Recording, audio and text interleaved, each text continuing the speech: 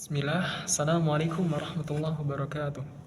Alhamdulillah, wassalatu wassalamu ala rasulillah wa ala alihi wa sahbihi wa man wala wa la hawla wa la quwata illa billah. Allahumma salli ala Sayyidina Muhammad wa ala ali Sayyidina Muhammad. Amma ba'd. Perkenalkan, nama saya Muhammad Abdul Fattah Hafizi. Saya dari program studi Ilmu Al-Quran dan Tafsir. Pada kesempatan kali ini, insyaallah saya akan sedikit membahas tentang sejarah pengumpulan Al-Quran dari masa ke masa. Seperti yang kita ketahui, Al-Quran merupakan kalamullah, kalam qadim, di mana memiliki kedudukan yang sangat penting di kehidupan manusia sebagai petunjuk dan juga pedoman agar manusia sukses di dunia dan juga di akhirat. Kita mulai dari proses penurunan Al-Quran. Proses penurunan Al-Quran terjadi dua fase. Fase yang pertama, Al-Quran diturunkan secara sekaligus dari Lauh Mahfuz ke Baitul Izzah. Dalilnya Quran surat Al-Qadar ayat pertama. Adapun fase yang kedua, Al-Quran diturunkan secara mutawatir bertahap dari Baitul Izzah ke Nabi Muhammad SAW. Nah, kita masuk ke masa pengumpulan Nabi Muhammad SAW. Pada masa Nabi Muhammad SAW, Al-Quran dikumpulkan dengan dua cara. Cara yang pertama yakni hafazahu, yakni menghafalnya dalam dada.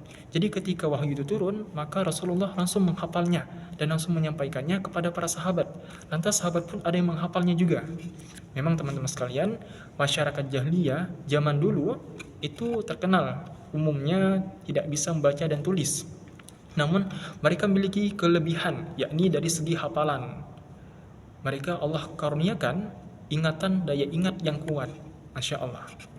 Nah, kemudian cara yang kedua, yakni kitabuhu kullihi, yakni penulisan secara keseluruhan.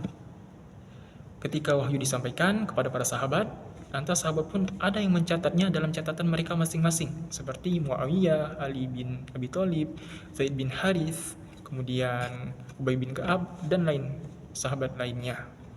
Nah, mereka menulis sangat terbatas teman-teman sekalian, dengan menggunakan kulit binatang ataupun daun, tulang, batu, dan lain sebagainya. Nah, inilah pada masa Nabi Muhammad SAW. Kemudian kita berlanjut kepada masa Abu Bakar As-Siddiq radhiyallahu an.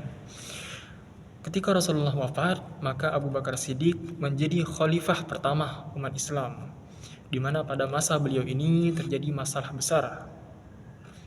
Banyaknya orang-orang murtad dan munculnya nabi palsu. Maka pada tahun 12 Hijriah terjadi peperangan besar, yang dimana pada peperangan ini banyak para qari, banyak para hafiz yang gugur syahid, sekitar 70-an.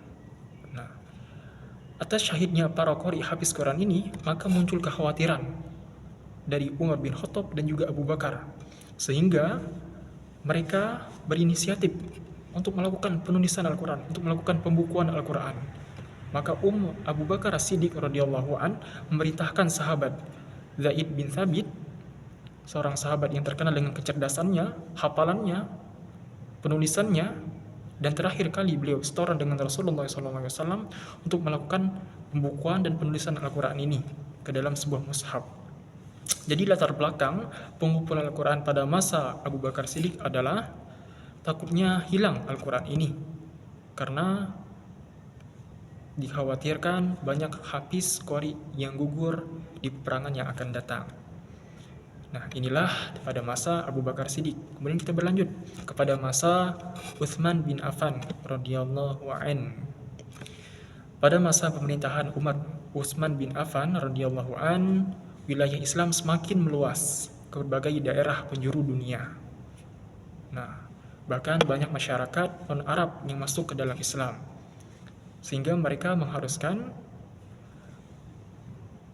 belajar Arab. Nah, zaman dulu teman-teman sekalian, Al-Quran itu tidak ada harokat, tidak ada tanda baca, tidak ada titik, tidak ada harokat. Lantas para sahabat, para tabi'in, para orang-orang yang baru masuk Islam, para mualaf, ini terjadi perbedaan bacaan antara satu sahabat dengan sahabat yang lainnya, antara tabi'in dengan tabi'in lainnya. Nah, karena sahabat dan tabi'in ini girohnya sungguh luar biasa, maka ketika mereka mendapati suatu perbedaan, maka mereka langsung memponis, mengkafirkan, menyalahkan, dan lain sebagainya. Hal ini disaksikan oleh Huzaifah al-Yaman. Maka atas hal ini, maka beliau langsung menyampaikannya kepada Khalifah Utsman bin Affan. Mendengar hal ini, Utsman bin Affan pun langsung berinisiatif untuk mengumpulkan Al-Quran menjadi satu kesatuan. Maksudnya adalah satu dialek, satu huruf. Adapun 6 huruf lainnya itu ditinggalkan. Nah, jadi Al-Quran dikumpulkan, sebelumnya dikumpulkan atas penulisan yang berbeda-beda ini, dikumpulkan kemudian dibakar untuk tujuan kebaikan penyatuan. Barulah kemudian Utsman bin Affan membentuk sebuah tim dari kalangan sahabat yang Masya Allah ternama dan terpercaya. Jadi sahabat dulu ada sebagian yang hafal Quran 30 juz, namun catatannya belum lengkap 30 juz. Ada juga sahabat yang catatannya lengkap, namun belum hafal 30 juz. Maka para sahabat ini bersatu, teman-teman sekalian, bersatu untuk melakukan penulisan Al-Quran dalam sebuah tim, di mana tim ini dipimpin oleh Zaid bin Thabit. Nah, secara singkatnya ditulislah Al-Quran dalam satu huruf yang sama, dalam satu dialek yang sama. Nah, setelah Al-Quran tersebut terselesaikan, maka Utsman bin Affan mengirimnya mushaf-mushaf ini ke berbagai daerah, termasuk juga qari'nya, da'inya, untuk menyampaikan Quran tersebut. Nah, barulah pada masa Ali bin Abi Thalib itu muncul sebuah gagasan, di mana pada masa beliau ini, Ali bin Abi Thalib, masyarakat non-Arab ini berkesusahan dalam baca Al-Quran, bahkan mereka keliru, dan ini fatal akibatnya. Maka atas permintaan Ali bin Abi Thalib kepada Abul Aswad Ad-Du'ali, maka diberikanlah titik tanda baca ke dalam mushaf Al-Quran. Ini tujuannya untuk mempermudah teman-teman sekalian. Kemudian dari zaman ke zaman teknologi semakin berkembang, kemudian hinggalah sampai kepada masa kita sekarang ini, Al-Quran sungguh luar biasa jelas terbaca oleh kita. Nah, lantas apa yang menyebabkan kita sekarang ini malas membaca Al-Quran?